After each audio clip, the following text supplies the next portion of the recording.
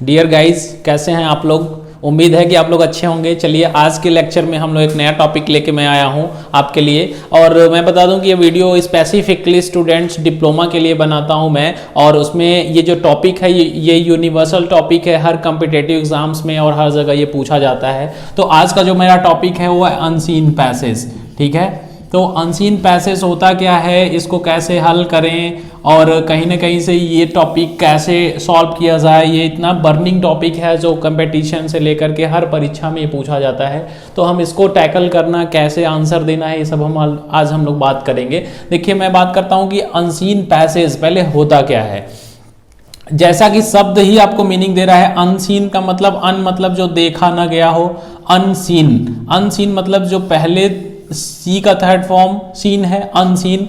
जो ऐसा टेक्स्ट जो आपने कभी पढ़ा नहीं हो वो परीक्षा में दिया जाता है आपको। सपोज ये पेज है, क्वेश्चन पेपर है, तो आपको क्या है कि एक पैसेज दिया जाएगा, वो मान लीजिए 10-20 लाइन का भी हो सकता है। ठीक है ना। तो ये जो पैसेज है कहीं ना कहीं से इसको आपको रीड आउट करना होता है। फिर इस पर क्वेश्चंस पूछे जाते हैं, 3, 4 अप टू 5 क्वेश्चंस पूछे जाते हैं परीक्षा में। तो ये अक्सर जो पैसेज आपसे पूछा जाता है ना, ये अनसीन होता है। आपने कभी पहले कहीं देखा नहीं होता है, पढ़ा नहीं होता है, रैंडमली कहीं से भी न्यूज़पेपर से या कहीं से भी उठा के दे देते हैं। तो डियर स्टूडेंट्स, मैं बता दूं कि परीक्षा में ये आपका रीडिंग स्किल चेक करने के लिए ये परीक्षा पूछा जाता है कि जैसे कि आप इंग्लिश टेक्स्ट पढ़ रहे हो तो क्या इसको समझ भी पा रहे हो कि नहीं। तो समझ आपके अंदर है कि नहीं, इंग्लिश पढ़ के उस चीज़ों को समझ पा रहे हो कि नहीं, इसीलिए सिलेबस में दिया जाता है। और अगर आप इंग्लिश को सही ढंग से समझोगे नहीं तो कहीं ना कहीं से, अगर आप इंजीनियर हो, आपको कोई मेल आता है या कोई कंटेंट दिया जाता है तो आप उसको गलत समझ लो तो आप भी तो कोई सूचना जारी कर सकते हो, गलत जानकारी दे सकते हो किसी को। इसीलिए अनसीन पैसेज में जो लोग एक्सपर्ट होते हैं उनको ही कहीं ना कहीं से सिलेक्शन लिस्ट में रखा जाता है। तो अनसीन पैसेज से क्या करना है, देखिए मैं आपको बता दूं कि इसको कैसे परीक्षा में अगर ये पूछ जाते तो कैसे हम इसको हल करें, आज हम लोग ये सीखेंगे। तो मैं आपको अभी बताया कि ये अनसीन पैसेज किस लिए आता है, फॉर कॉम्प्रीहेंशन। ठीक है, ये कॉम्प्रीहेंशन क्या है, इसी को हिंदी में हम कहते हैं समझ। मतलब कि आपकी समझ कितनी है, अंग्रेजी पढ़ के आप इसको समझ पा रहे हैं कि नहीं। कॉम्प्रीहेंशन बेस्ड क्वेश्चंस 5 इसमें रहेंगे। देखिए, मैं आपको बता दूं कि इससे रिलेटेड जो क्वेश्चंस बनते हैं वो कैसे बनते हैं। कभी कभी इस पूरे टॉपिक का टाइटल पूछ लिया जाता है। टाइटल क्या है, मतलब किसके बारे में ये बात लिखी गई है, तो टाइटल पूछ लेता है। किसी शब्द का मीनिंग पूछ लेता है, इसके अंदर मीनिंग्स। ठीक है ना। लेकिन मैं आपको बता दूं कि ये दोनों परीक्षा में पॉलिटेक्निक के लिए नहीं, लेकिन पूछा जा सकता है। तो मैं आपको बता दूं कि इससे कुछ वन वर्ड सब्स्टिट्यूशंस भी पूछे जाएंगे। अब आप कहेंगे कि वन वर्ड सब्स्टिट्यूशन क्या है, तो मैं आपको बता दूं कि अनेक शब्दों के लिए एक शब्द को हम क्या कहते हैं, वन वर्ड सब्स्टिट्यूशन। जैसे कि 100 वर्ष के समय को हम सेंचुरी कहते हैं।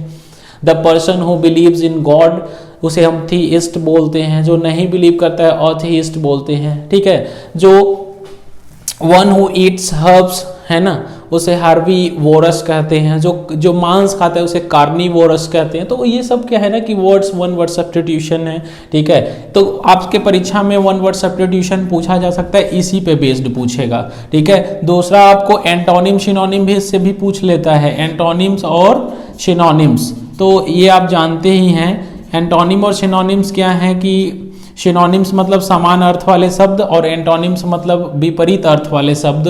परीक्षा में जैसे एक शब्द दे देगा, कहेगा एक्सेप्ट का आप विपरीत अर्थ बताइए, एंटोनिम बनाए तो आपको रिजेक्ट लिखना होगा। रिजेक्ट में भी आपको इसी कंटेंट में मिल जाए। ठीक है, तो एंटोनिम सिनोनिम्स और भी कुछ क्वेश्चंस इससे ज़्यादातर पूछे जाएंगे पॉलिटेक्निक के सिलेबस में। तो ये दिया है कि प्रीफिक्स और सफिक्स इससे पूछे जाएंगे।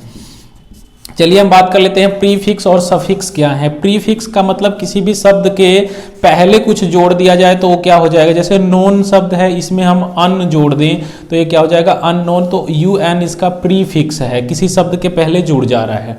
अब हम बात करते हैं सफिक्स, है ना। तो जैसे एक शब्द है लिमिट, अब इसमें हम लेस जोड़ दें तो ये क्या हो गया, लिमिटलेस। ठीक है ना, सीमित यहाँ पे हुआ और लिमिटलेस मतलब असीमित। ठीक है ना। तो कहीं ना कहीं से आपको इस तरीके के क्वेश्चंस इस कंप्रीहेंशन बेस्ड पूछे जाएंगे। तो सबसे प्रॉब्लम यहाँ पे हियर इज कि आप अगर परीक्षा में ये पूछ दिया अनसीन पैसेज तो हल कैसे करोगे। आज के वीडियो में मैं आपको कुछ ऐसा टिप्स देने वाला हूँ कि आप इसको आसानी से हल कर लोगे, ये जो क्वेश्चन है। तो फिर देखते हैं हम। देखिए अक्सर लड़के इसको पढ़ते तो हैं, 10 बार पढ़ेंगे फिर भी पता लगा मीनिंग नहीं समझ में आया। और हमको क्या है ना कि परीक्षा का क्वेश्चन टैकल करना है, हमको पूरी कहानी नहीं सीखनी है न पढ़नी है। 5 क्वेश्चन का आंसर सही दे दोगे डेट मीन्स कॉम्प्रिहेंशन है, आपको पता है, ठीक है ना। तो मैं देखिए मेरा जो मैं आपको बता दूं कि ये काफ़ी एक्सपीरियंस के बाद ये मैं आपको टिप्स आपसे शेयर करने जा रहा हूं। कहीं ना कहीं से क्या करेंगे कि अगर इस क्वेश्चन, मान लो इसमें क्वेश्चन नंबर 1 दिया है, सपोज ये passage father of nation Mahatma Gandhi के बारे में दिया है, सपोज उन्होंने असहयोग आंदोलन चलाया, तो कहीं ना कहीं से अगर क्वेश्चन पूछा है कि which movement was led by Mahatma Gandhi, तो अब एक क्वेश्चन ये है कि अब हम ये ध्यान में ये लेके चलेंगे ना कि कौन सा मूवमेंट उन्होंने छेड़ा था। तो अब इसको पढ़ते समय अगर कहीं पे भी आपको अगर असहयोग आंदोलन के बारे में आ जाए, जैसे नॉन कोऑपरेटिव मूवमेंट, तो एक बारे में उसको अंडरलाइन कर लेना। क्वेश्चन देखिए मैं कहना ये चाह रहा हूं कि आपको 5 प्रश्न पहले लर्न कर लेना है, लर्न एंड मेमोराइज। उसको सभी 5 प्रश्नों को मेमोराइज कर लो, दिमाग में रख लो, फिर इस टेक्स्ट को पढ़ो। टेक्स्ट को आपको पढ़ना है और इन्हीं प्रश्नों को दिमाग में रख के पढ़ना है। इसको रख के जब पढ़ोगे तो आंसर जरूर श्योर एंड सर्टेन यहाँ पे मिल जाएगा। नहीं भी मिलेगा तो इसको पढ़ने के बाद कहीं ना कहीं इसमें इनडायरेक्ट मीनिंग छिपी रहती है, उससे भी परीक्षा में ये पूछता है। तो आपको क्या करना है, इस क्वेश्चन को दिमाग में पहले रख के फिर इस कंप्रीहेंशन को 2 से 3 बार पढ़ना है। और देखिए इसमें आप उलझेंगे नहीं, कहीं कहीं अनफेमिलियर वर्ड्स, कुछ डिफिकल्ट वर्ड्स आ जाते हैं, उसको देख करके वहाँ रुकना नहीं है, थोड़ा सा उसके मीनिंग पे जाओ, एज अ होल मीनिंग क्या आ रहा है उस पे जाओ। सेंटेंसेस डिफिकल्ट होते हैं, कभी कभी नहीं समझ आते हैं, फिर भी एक आपको फाइनली एक मीनिंग मिलता है। एक सेंटेंस पढ़ोगे, कोशिश करो कि फुल स्टॉप कहाँ है वहाँ तक एक का अर्थ समझ लो, फिर आगे पढ़ो।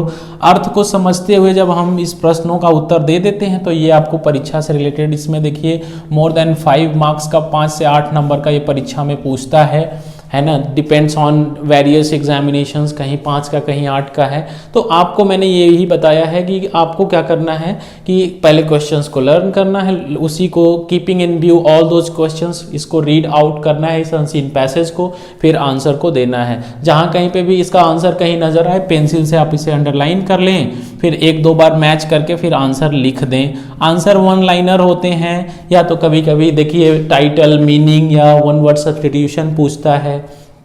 एक शब्द के आंसर हैं।